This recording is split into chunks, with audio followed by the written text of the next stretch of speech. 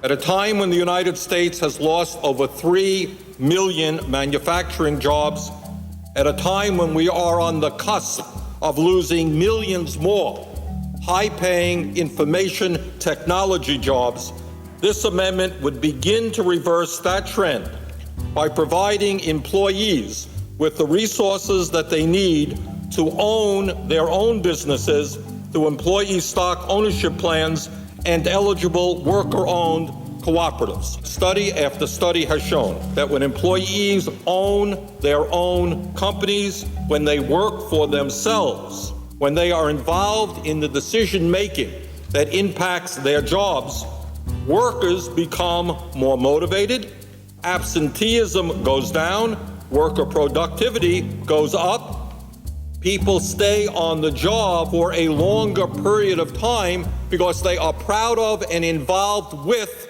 what they are doing.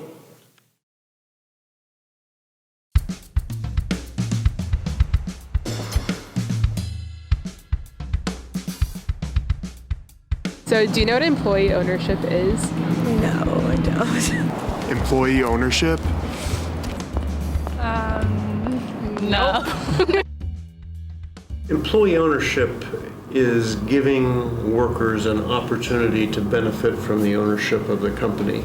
It can vary in a lot of ways, but fundamentally it's a stake in the system.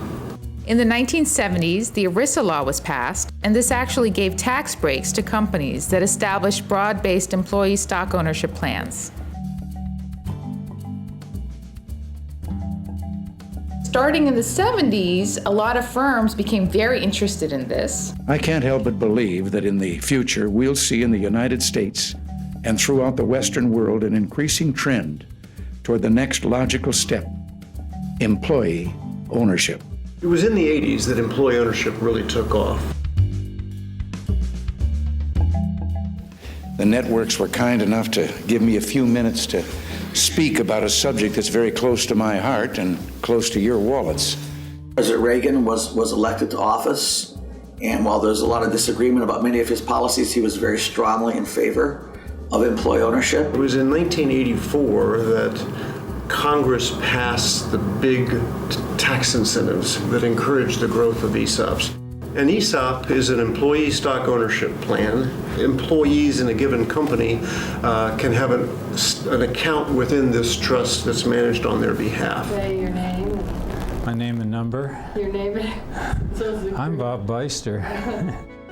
The risk that Dr. Beister took in the early days of SAIC, he started the company.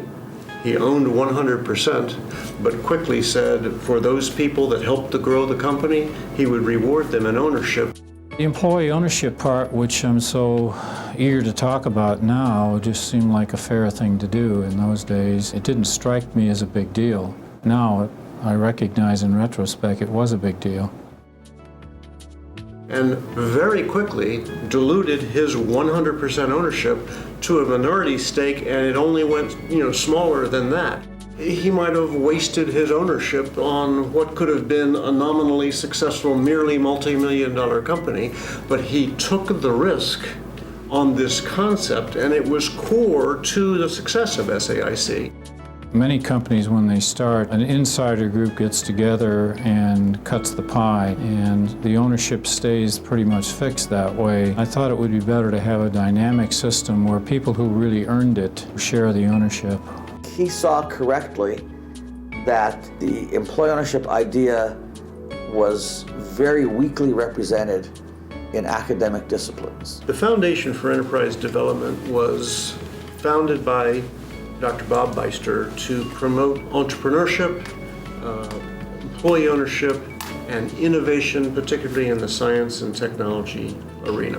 And as SAIC continued to blossom as an extraordinary story, that I think was a compelling example that people said, wow, there must be something to this, let's look into it more. The reason we started the Foundation for Enterprise Development was that SAIC was getting so many inquiries from other companies as to how to establish employee ownership plans.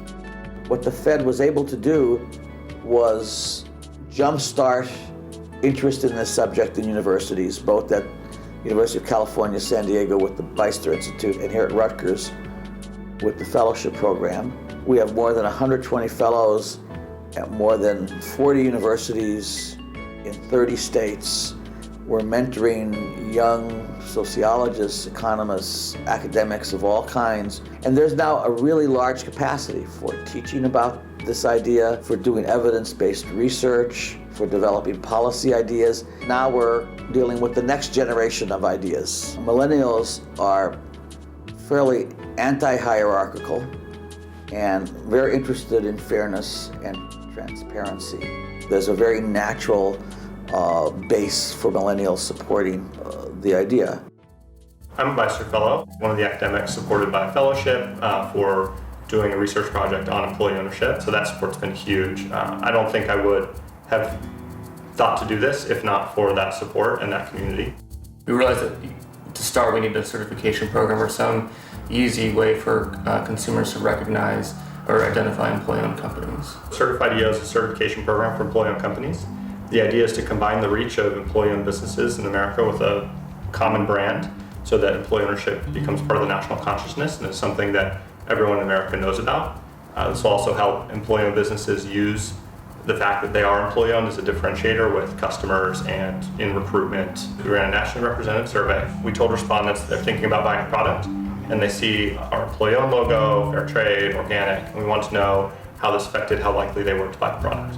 And what we found was that people are as interested in employee ownership as some of these other more common socially responsible brands. And it also gives us a lot of confidence that when applied to products, there will be a real difference for businesses.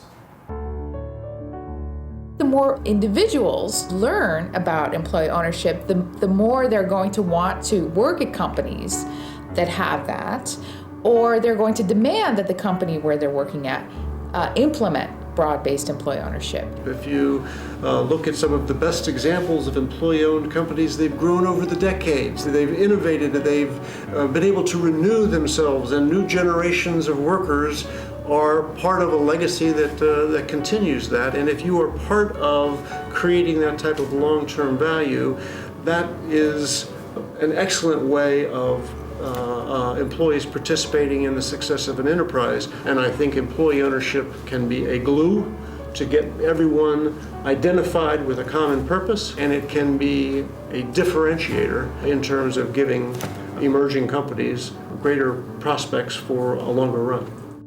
I'm very optimistic. I think that informing, people about the benefits of employee ownership and the appeal of employee ownership will really increase its prevalence in our society. The idea behind employee ownership is that the rightful owners of the company are the people who are creating it.